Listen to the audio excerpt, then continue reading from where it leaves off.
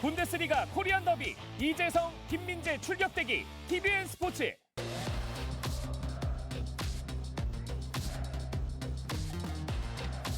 손흥민 선수가 파울을 얻어내고 호앙비에 다이시 퇴장을 당했었던 그 장면. 먼저 이 주심이 그 상황을 단 한 차례만 볼 수 있었고 또 무언가 판단을 하면서 달려나가는 상황이었죠. 여기서 이 주심의 상황을 두 가지 정도로 접근을 하자면 첫 번째는 이 주심의 위치입니다. 킥오프 이후에 주심은 자연스럽게 하프라인 근처에서 위치를 하고 있었고 대충 봐도 최소 20m 정도는 되어 보이죠. 그렇기 때문에 정확하게 보기에는 좀 어려움이 있을 수 있었고 또 두 번째는 이제 주심이 바라보던 이 각도인데요. 이 각도상으로 보면 선수들의 등을 바라보면서 달려가고 있었고 주심의 시야에서 바라보는 그 각도를 유추해보면 손흥민 선수가 확실한 이제 접촉이 있었고 그러면서 넘어지고 그 볼이 손흥민 선수에게서 얼마나 멀어졌는지를 계산하기에는 쉽지 않았던 상황으로 보입니다. 이 손흥민 선수 앞에는 베트남의 최종 수비가 존재하지 않았고 당반런 골키퍼 1대1 상황이었기 때문에 이 장면을 뒤쪽에서 달려가면서 바라보던 주심 입장에서는 아마도 이게 명백한 득점 상황이다라고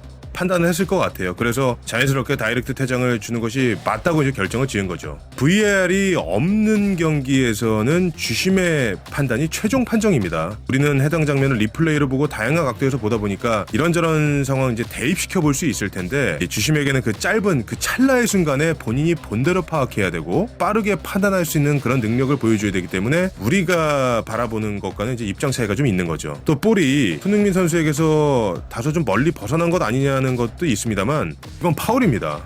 공격수의 움직임을 접촉으로서 방해를 했기 때문이죠.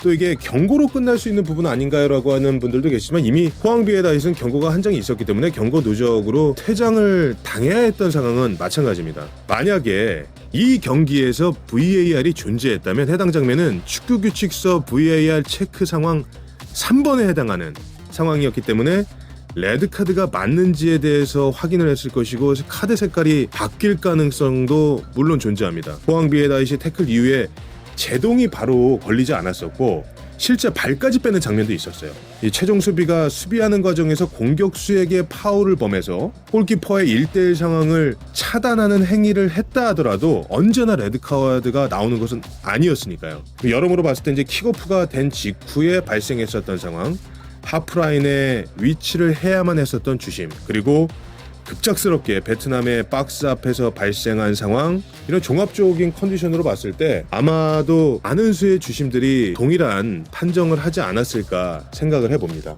심판들은 경기를 치르면 경기 보고서를 제출을 해야 됩니다. K리그는 프로축구연맹이 되겠고 아시아 챔피언스리그는 아시아축구연맹이 되겠죠.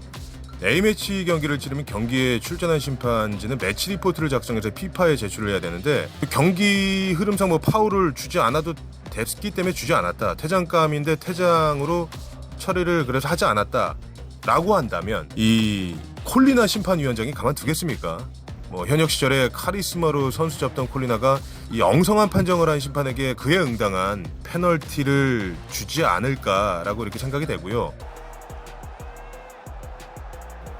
자, 여기서 보시면 컨트롤이 길었기 때문에 패스 연결을 하기 위해서 태클 패스가 들어갔고, 자, 그 이후에 밀리는 동작에 있어서 손흥민 선수하고 부딪힘이 오면서 자, 이게 파울로 선언이 되고 또 이제 퇴장이라는 선언이 됐는데, 자, 이 장면을 보면은 연속성으로 봐야 될 것 같아요. 만약에 이 볼을 찬 이후에 손흥민 선수가 빠지는 것을 보고 또다시 재차 발을 올린다던가 손으로 잡아 당겼다거나 했을 때는 연속 동작이 아닌 제후의 동작, 그러니까 그 이후에 손흥민 선수를 막기 위한 동작으로 봐야 되고, 이것은 자, 패스한 이후에 자연스럽게 앞쪽으로 몸이 그냥 밀리는 동작입니다. 그렇기 때문에 고의적으로 이 이후에 손흥민 선수를 막아내기 위한 동작이라기보다는 연속성의 동작으로 봐야 되기 때문에.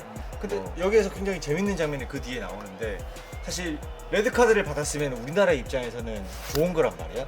근데 우리나라 선수들이 주심 주변에서 항의를 많이 해. 그리고 손흥민 선수가 주심에게 입을 가리고 무언가를 막 말하는데 그것도 어떤 내용일지 한번 유추를 해봤으면 좋겠어. 사실 베트남 선수들이 해야 되는 내용이거든. 근데 우리나라 선수들이 이제 저렇게 하고 있으니까 이게 어떤 내용일까. 그러니까 이게 쉽게 이야기를 하자면은, 그러니까 파울이 아니다라는 내용보다는 심판에게 이제 퇴장은 아니다, 그러니까 그걸 왜 이야기하는지를 짚어줘야 돼. 그러니까 단순히 퇴장이 아닌 장면이기 때문에 퇴장이 아니다가 아니라 선수들은 또 훈련을 해야 되는 거야.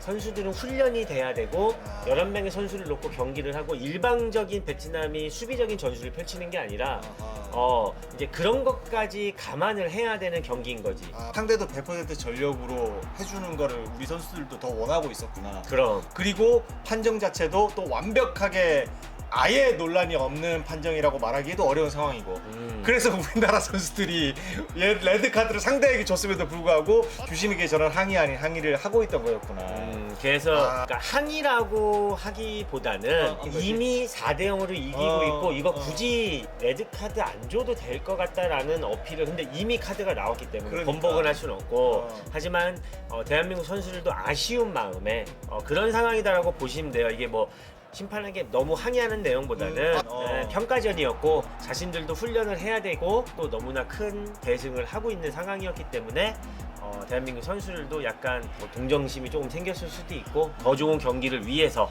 더 좋은 경기를 하고 싶었다는 마음이 맞는 그렇죠. 거겠네. 이 선수도 그런 정도의 파울이 아니었기 때문에 오히려 그리고 그 이후에 뻗는 동작보다는 약간 이렇게 뭔가 오히려 더 미끄러지지 않으려는 듯한 모습이지. 오히려 발을 걷어들이려는 모습이 있기도 했어. 자세히 보시면 여러분들 더 밀리지 않으려고 하는 거지 걸으려고 뭔가 손흥민 선수의 발을 터치를 주려고 하는 행동은 아니거든요.